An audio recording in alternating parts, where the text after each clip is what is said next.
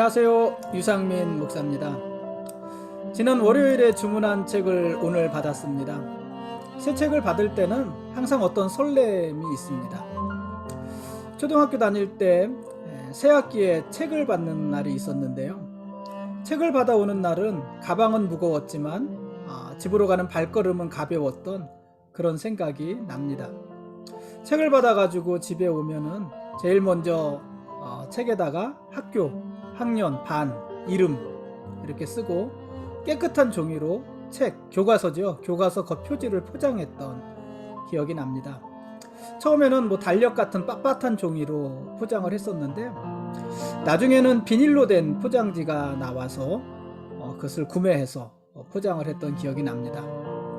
물론 그런 것을 제가 일일이 다 하지는 못했고 저보다 3년 위에 계시는 누님이 전적으로 도맡아서 그 포장하고 책에다가 이름 써주고 하는 것들을 해주셨던 그런 기억이 납니다. 신학교 다닐 때는요, 책방에 가서 하루 종일 시간을 보내고는 했습니다. 그래서 그 당시에는 책방을 가는 것이 이제 날을 정해서 날을 잡아서 갔는데 한 달에 보통 2번, 3번 정도 이렇게 책방에 가면은 하루 종일 책방에 있으면서 책을 골랐던 기억이 납니다. 그 당시 다녔던 책방은 큰 서점은 이제 종로에 있는 종로서점, 그리고 광화문에 있는 교보문고를 많이 갔고, 또 전문 서적을 보기 위해서는 동대문에 있는 사랑방서원, 그리고 총신대학교 앞에 있는 솔로몬 서점, 이런 서점들을 가서 하루 종일 책을 구경하고 또 골랐던 그런 기억이 납니다.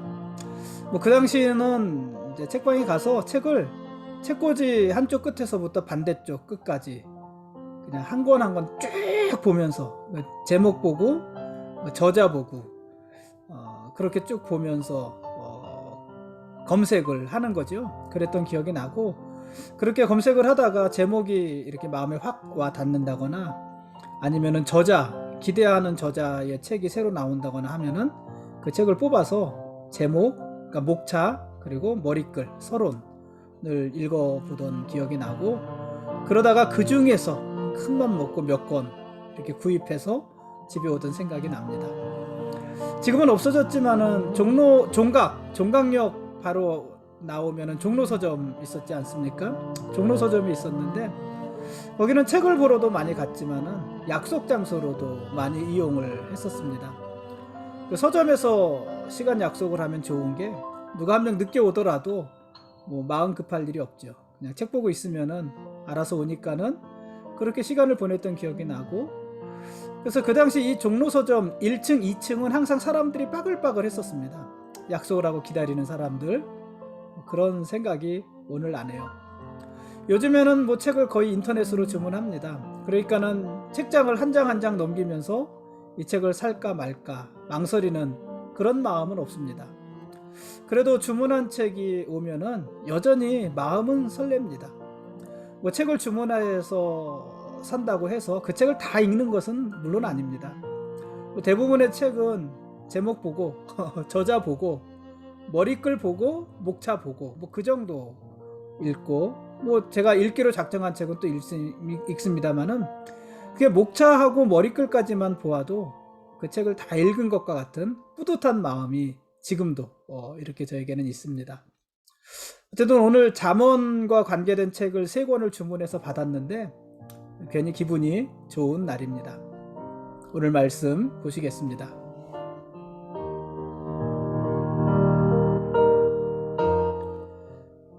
오늘 읽을 말씀은 잠언서 10장부터 15장까지 말씀입니다. 잠언서 10장은 의로운 지혜자와 어리석은 악인의 대조로 시작을 합니다. 사실 이 10장뿐만 아니라 10장부터 15장까지 오늘 읽을 이 말씀이 다 이 의인과 악인, 지혜자와 미련한 자를 이렇게 대조해서 설명하는 구조다. 이렇게도 볼 수 있을 것 같습니다.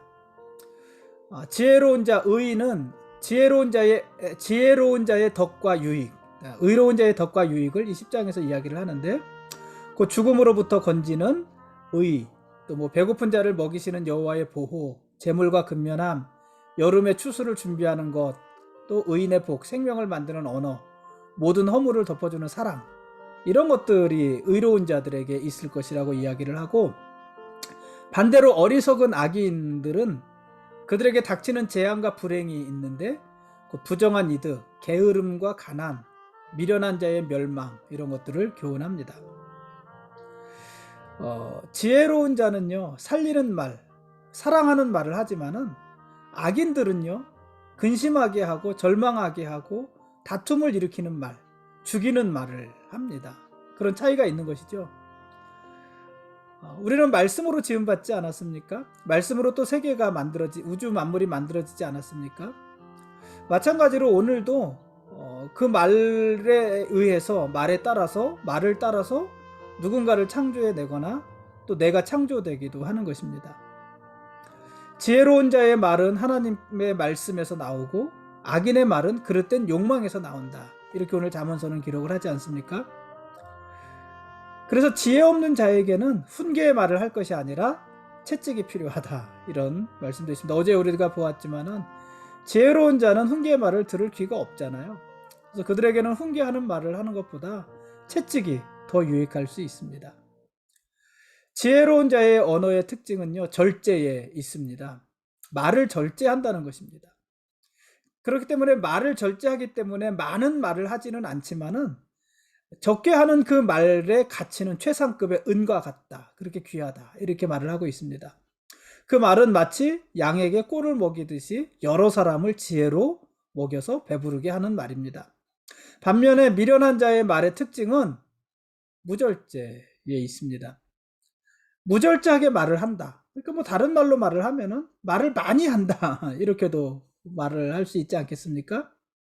여러분, 말이 많으면은요, 실수가 있기 마련입니다. 또 말을 많이 하면은 그 말에 자기 모순에 빠지고 또 허물도 많이 생기고, 말은 많이 하지만 그 말의 가치 자체는 떨어지게 되는 경우들이 많습니다. 악인들의 말이 그렇습니다. 거짓되고 중상하고 타인은 물론이거니와 자기 자신도 죽이는 말들을 악인들은 거침없이 쏟아붓게 됩니다. 이게 뭐 10장에 있는 내용들이고, 11장은 의인과 악인의 대조, 역시 의인과 악인을 대조하는데, 의인과 악인의 대조를 통해서 사회 질서와 행복한 삶을 위한 덕이 무엇인지를 교훈을 합니다. 여호와의 기쁨이 되는 공평한 계량, 겸손에서 비롯되는 지혜, 정직한 자의 성실, 죽음에서 구원하는 공의, 의인의 지식과 구원, 의인의 형통과 공동체의 행복, 또 지혜와 침묵, 이런 것들을 이야기하고 있습니다. 또 반대로 여호와가 미워하시는 거짓 계량, 교만함, 사악한 자의 자멸을 의로운 자들과 대조해서 다룸으로써 의와 악 사이의 보응의 주제를 11장에 기록을 합니다. 뭐 같은 구조가 계속해서 이어집니다. 교만한 자는 하나님을 경외하지 않기 때문에 저울을 속여서 부당한 이득을 취합니다. 그렇지만 진노하시는 날에 그들이 그렇게 해서 모은 불의한 재물은 그들에게 수치가 될 것이고, 그 재물 때문에 그들은 망하게 될 것입니다. 불의함 때문에 망하는 것이죠. 자신의 악에 사로잡히고 구원의 소망이 사라질 것입니다. 악인들의 결국은 그렇습니다.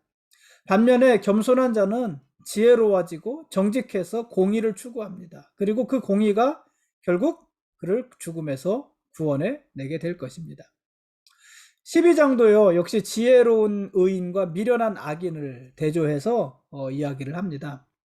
선한 사람은 여호와께 은총을 받으며 선한 아내를 얻고 정직한 생각을 하며 쓰러지지 않는 집을 짓고 자기 지혜로 칭찬받고 가족들의 필요를 알고 먹거리를 위해 경작하고 손으로 하는 노동의 열매를 얻고 권고를 들을 줄 안다. 이렇게 말을 했습니다.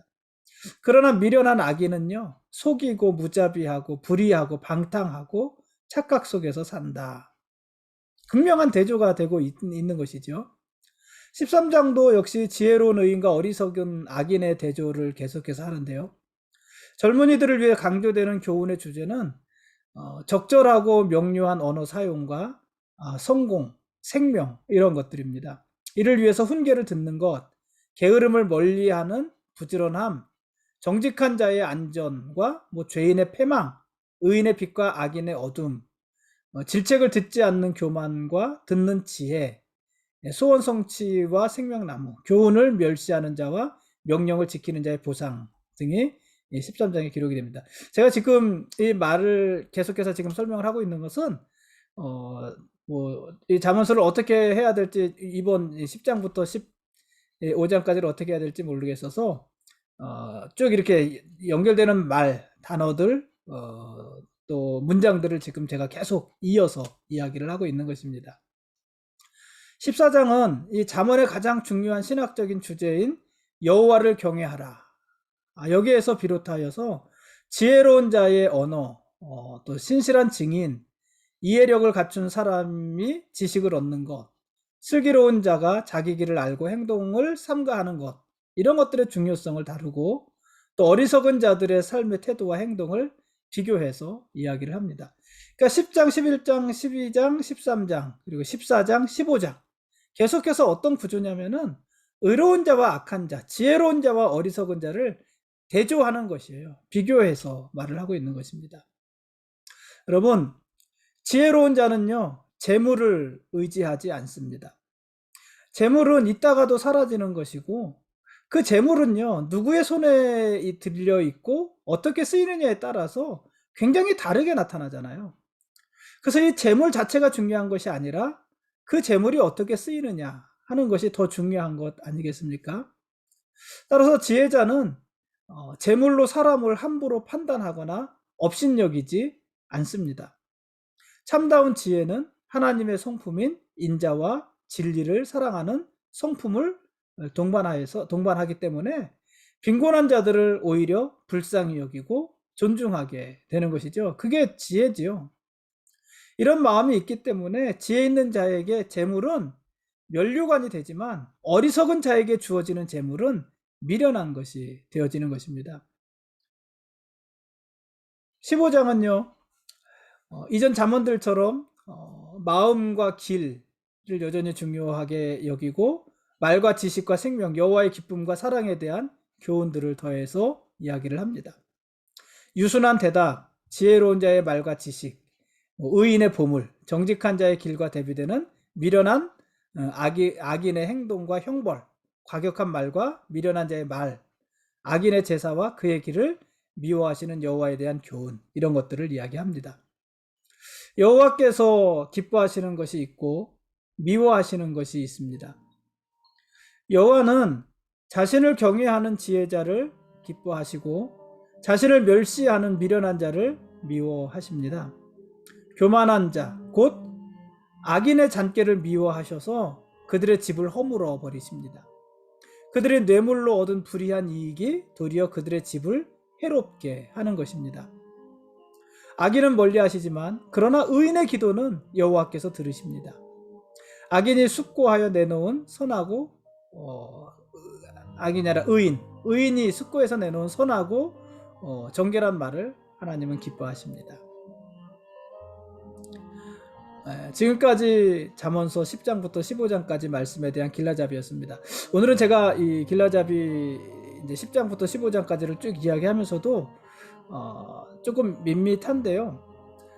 일단 이제 10장부터 15장까지가 좀 길었고, 그리고 어떻게 이 부분을 이야기할지 제가 아직 방향을 충분히 정하지 못하고 오늘 이야기를 했습니다. 그래서 오늘 지금 이야기한 것은 여러분 오늘 성경을 쭉 보시면 알겠지만은 그 성경 속의 이야기를 제가 이렇게 주제어를 이렇게 쭉쭉 이렇게 쭉 나열한 것입니다. 그래서 지금 길라잡이 제가 소개한 이 말들의 큰 의미를 두기보다 여러분들이 오늘 10장부터 15장까지 말씀을 쭉 읽으면서 묵상을 하시면 좋겠고, 한 가지는 의인과 악인을 계속해서 대조하고 있다, 비교하고 있다, 그 구조만 붙잡고 오늘 말씀을 읽으면 좋을 것 같습니다. 내일은 잠언서 16장부터 20장까지 말씀을 읽겠습니다. 거듭 말씀드리지만 이 잠언서 10장부터 15장까지의 중요한 주제는 지혜로운 의인과 어리석인 악인에 대한 대조입니다. 지혜로운 자와 미련한 자는 분명히 차이가 있는 것입니다. 그러니까 대조가 되는 것이죠. 미련한 자는 자기 느낌, 자기 만족, 자기 기호를 기준으로 삼아서 살아갑니다. 그를 권고해 줄 사람도 없습니다. 듣지 않으니까는요. 자신을 거스르는 충고나 자기 마음대로 돌아가지 않는 어떤 상황에 대해서 분노합니다. 이게 다 미련한 자들입니다. 이들은 하나님을 경외하는 마음이 없기 때문에 그렇게 행동을 하는 것입니다. 그러나 지혜로운 자는 자신의 한계를 알기 때문에 다른 사람들의 권면, 조언의 말을 잘 듣고 또 자기가 연약함을 알기 때문에 하나님을 신뢰하면서 설사 억울한 일과 수욕을 당한다 할지라도 그것을 잘 참아냅니다. 그게 지혜로운 사람입니다. 또 지혜로운 자는요, 진리를 말하면서 의를 나타내고 그의 혀는 아픈 자를 위로하며 낙담한 자를 격려하고 몸에 좋은 약과 같은 역할을 한다. 이렇게 잠언서는 이야기를 합니다. 그들의 말, 지혜자의 말로 화평이 이루어지고 지혜자는 말을 해야 할 때와 말을 중단해야 될 때, 말을 거두어야 될 때를 잘 분별할 줄 아는 그런 삶을 삽니다. 반대로 미련한 자는 거짓을 말을 하고 칼로 찌름같이 남을 해하고 상처 주는 말을 하면서 또 스스로 재앙을 자초하는 자들, 이들이 어리석은 자들입니다. 또요, 지혜자는 부지런한 자와 의인으로, 그러니까 부지런하고 의롭다는 것이에요. 그리고 그런 사람들이 지혜로운 자인 반면에 미련한 자는 게으른 자와 악인으로 등장을 합니다. 그러니까 지혜로운 자는 부지런하고 의로운 자다. 미련한 자는 게으르고 악한 자다. 이렇게 이야기를 한다는 거예요. 또요, 부지런한 자에게는 부요가 오지만 게으른 자에게는 수치가 찾아올 것이다. 이렇게도 말을 했고요. 의인은 이웃의 인도자가 되고 그들의 생명을 얻도록 공의로 길을 만들지만은 악인은 사망에 이르는 미혹자가 된다. 이렇게도 이야기를 합니다. 지혜자는 기쁨을 주는 선한 일을 하지만 악인은 번뇌를 주는 염려가 가득 찬 사람이다. 이렇게도 말을 합니다. 여러분, 어쨌든 오늘 말씀을 보시면서 조금 우리가 연구하면서 집중해서 읽는다면은 이렇게 읽어도 좋을 것 같아요. 의로운 자와 악한 자, 지혜로운 자와 미련한 자, 이렇게 종이 한 장에다가 한 장을 이렇게 반을 접어서, 이렇게 종이 A4 용지가 있으면은 이렇게 반을 접어서 이 한쪽에는 지혜로운 자, 한쪽에는 미련한 자, 이렇게 써서 이 잠언서 10장에서 15장까지 지혜로운 자는 어떤 특징이 있는지를 이렇게 한번 적어보고 미련한 자는 어떤 특징이 있는지를 이렇게 쭉 적어보고 그래서 이렇게 한번 읽어보면은 좋지 않을까 이런 생각이 듭니다. 사실 제가 오늘 한 것이 그렇게 한 것이고요. 이걸 표로 만들어서 봤으면 더 좋았겠다 이런 생각이 제가 드는데 그러지 못해서 죄송합니다. 말로 하려니까 오늘은 조금 좀 어색했던 것 같습니다. 네, 어쨌든 우리는 지혜로운 자가 될 수도 있고요, 미련한 자가 될 수도 있습니다. 여러분, 어떤 사람이 되고 싶으십니까?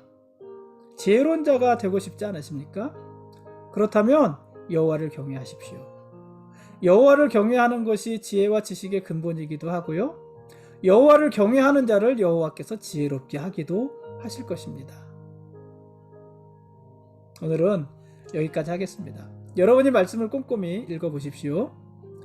하나님이 우리의 왕이십니다. 그리고 우리는 언제까지나 그분의 거룩한 백성들입니다. 고맙습니다.